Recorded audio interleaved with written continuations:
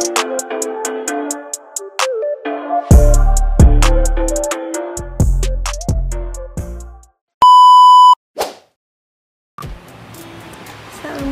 warahmatullahi wabarakatuh. Dengan saya Rinda Naura Nadifa dengan NIM 2010136.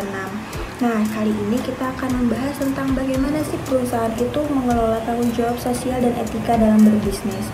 Yang kita tahu di Indonesia sendiri, perkembangan bisnis itu sudah semakin pesat ya, dari perusahaan mikro sampai perusahaan yang besar, dan menjadikan ini persaingan. Untuk masuk ke topik bahasan, kita perlu tahu dulu untuk pengertian bisnis itu apa sih, dan juga definisi-definisi bisnis menurut para ahli, dan juga tujuan dan manfaat kita dalam mempelajari bisnis. Kita ulas satu-satu ya. Nah, yang pertama itu dari pengertian bisnis. Pengertian bisnis itu secara sederhana merupakan kesibukan dalam melakukan kegiatan atau aktivitas yang memberikan keuntungan bagi seseorang. Sedangkan arti yang lebih luasnya, bisnis itu merupakan suatu organisasi atau badan lain yang bergerak dalam kegiatan komersial, profesional, atau industri untuk memperoleh keuntungan. Oke, kalau misalkan untuk definisi-definisi bisnis menurut para ahli, nah ini ada beberapa nih, kita akan bahas satu persatu ya. Yang pertama itu menurut Hages dan Kapur, definisi bisnis merupakan suatu kegiatan individu yang terorganisasi untuk menghasilkan dan menjual barang dan jasa guna mendapatkan keuntungan dalam memenuhi kebutuhan masyarakat. Yang kedua itu ada dari Jeff Madura. Pengertian bisnis merupakan perusahaan yang menyediakan produk atau layanan yang diinginkan oleh pelanggan. Oke, selanjutnya itu dari tujuan dan manfaat kita mempelajari bisnis. Nah, terdapat beberapa nih tujuan dan manfaat kita dalam mempelajari bisnis. Yang pertama itu dari market standing, yaitu penguasaan pasar yang akan menjadi jaminan bagi perusahaan untuk memperoleh pendapatan, penjualan, dan profit dalam jangka panjang ya. Yang kedua itu innovation. Innovation itu yaitu inovasi dalam barang dan jasa ya, dalam produk, serta inovasi keahlian. Tujuannya itu bisnis ini yang ingin dicapai melalui inovasi adalah menciptakan nilai tambah dalam suatu produk. Oke, yang ketiga itu ada physical and finance research. Artinya itu perusahaan memiliki tujuan penguasaan terhadap sumber daya fisik dan keuangan untuk mengembangkan perusahaan menjadi semakin besar dan semakin menguntungkan. Dalam artian ini untuk memperoleh laba yang maksimal ya. Yang selanjutnya itu ada worker performance and attitude.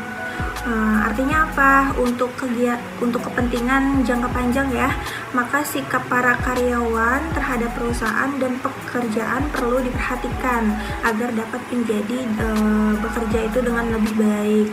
Contohnya itu kayak kita harus ada nih untuk budaya perusahaan ya. Nah, kita harus patuh dan mengikuti budaya perusahaan yang kita kerja di perusahaan itu. Lalu yang selanjutnya itu ada public responsibility. Nah, artinya apa? Bisnis harus memiliki tanggung jawab sosial seperti memajukan kesejahteraan masyarakat, mencegah terjadinya polusi, dan menciptakan lapangan kerja. Nah, nanti yang kita bahas ini dari public responsibility.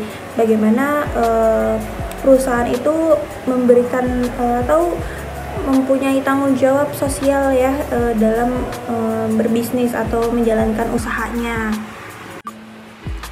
Nah, sekarang kita masuk ke studi kasus ya teman-teman ya.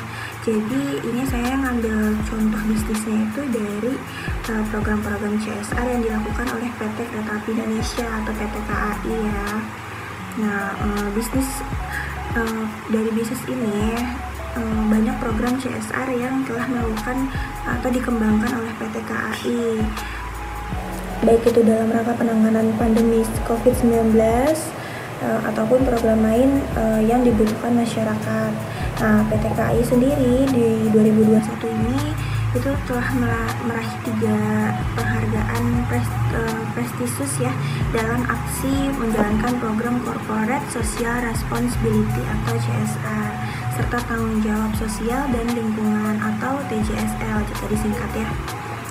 Nah, penghargaannya ini di ajang Top CSR Award 2021. Nah, PT KAI sendiri dalam rangka menjalankan program berkelanjutan ini ya, program CSR yang berkelanjutan. Nah, ini punya 3 program unggulan. Yang pertama itu dari program kemitraan, yang kedua program bina lingkungan, yang ketiga ini adalah community relation. Kita akan ulas satu persatu ya. Yang pertama itu dari program kemitraan ya, atau PK.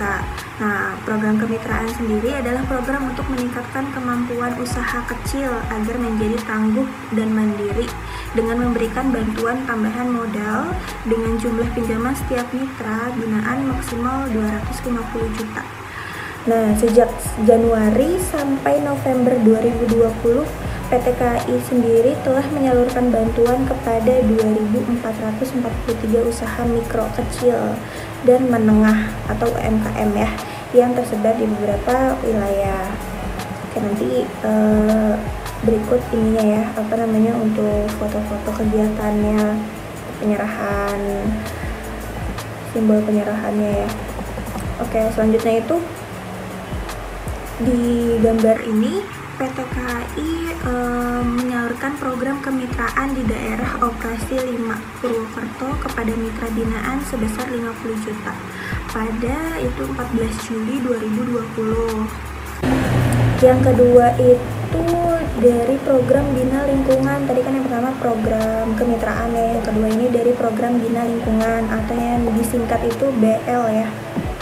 Nah, program bina lingkungan itu apa sih? Program bina lingkungan PT KAI ini program pemberdayaan kondisi sosial masyarakat oleh BUMN. Kita akan ulas beberapa program unggulan dari yang di program bina lingkungan ini ya. Yang pertama itu PT KAI memberikan bantuan bina lingkungan pengentas kemiskinan dampak itu ya pandemi COVID-19 berupa paket sembako gratis KAI Berkah Ramadan yang dilakukan serentak di Jawa sampai Sumatera pada Kamis 30 April 2020. Yang kedua, nah ini ada program KAI Pling atau Peduli Lingkungan. Program Kereta Api Indonesia Peduli Lingkungan ini merupakan program atas kepedulian KAI terhadap lingkungan, khususnya era operasi KAI. Jadi sekitar area operasi di PT KAI ini, pengolahan sampah organik menggunakan sistem Black Soldier Flies atau BSF untuk menurunkan angka sampah yang ada di Indonesia ini ya. Oke, yang C itu tadi ada 3 program ya. Yang pertama bina kemitraan sudah, kedua bina lingkungan sudah, yang ketiga ini ada community relation atau yang disingkat itu CR ya. Nah, program ini merupakan upaya membina hubungan harmonis antara perusahaan dengan masyarakat untuk mengatasi masalah sosial dan lingkungan yang timbul akibat aktivitas perusahaan. Tujuan lainnya juga itu untuk meningkatkan keharmonisan hubungan di kalangan internal ya, dengan tujuan untuk meningkatkan citra perusahaan. Jadi memang tanggung jawab sosial ini itu juga memberikan manfaat itu untuk meningkatkan citra perusahaan.